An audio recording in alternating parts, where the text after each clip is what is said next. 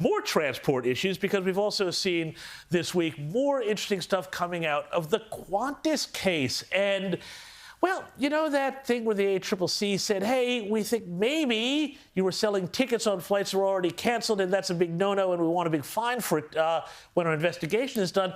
It turns out Qantas knew that the ACCC was investigating and still allowed Alan Joyce to sell $17 million in shares, despite having gotten those demands for information from the regulators. So, gosh, I just feel like Qantas has got a lot more dramas to run. But I'm also interested, Liz, in your thoughts on this, as Catherine King is now invoking privilege to say, oh, I'm going to now withhold documents about why the decision was made to block Qatar. Now, we know that there are at least half a dozen reasons that they've given for this, but it all looks a bit matey, doesn't it? Oh, it is such a stitch up. I mean, anyone with a single firing neuron knows what went on here.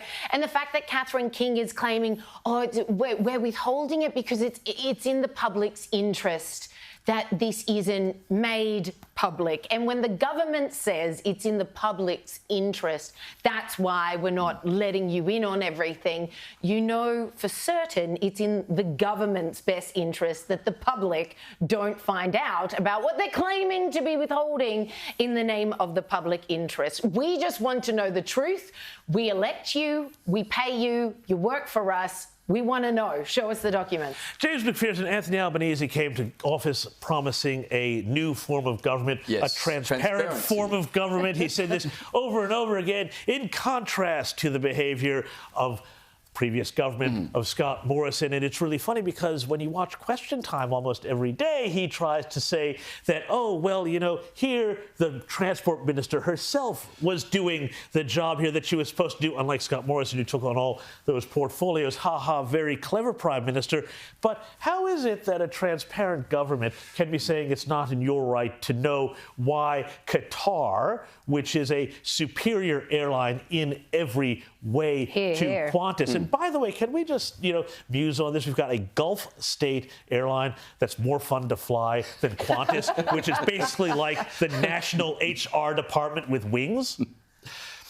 You want to muse on that for a moment? Yes. We could muse on that for the rest of the program. Well, it's an unbelievable muse on it for 60 seconds before we go to a break. They started with, it's in the national interest to ban Qatar from more flights. Now it's in the public interest for the public not to know anything. This is just complete obfuscation in the hope that the issue will suddenly disappear and we'll move on to other things. But as you said, there's a lot further to run with Qantas, and this issue is not going to go away for the Prime Minister. And the reason why it's not going to go away is because it opens up the window on the very matey way that big companies and big governments work together in this country under all political parties. It's why our economy is so moribund, and it's why prices are so high and people are sick of it.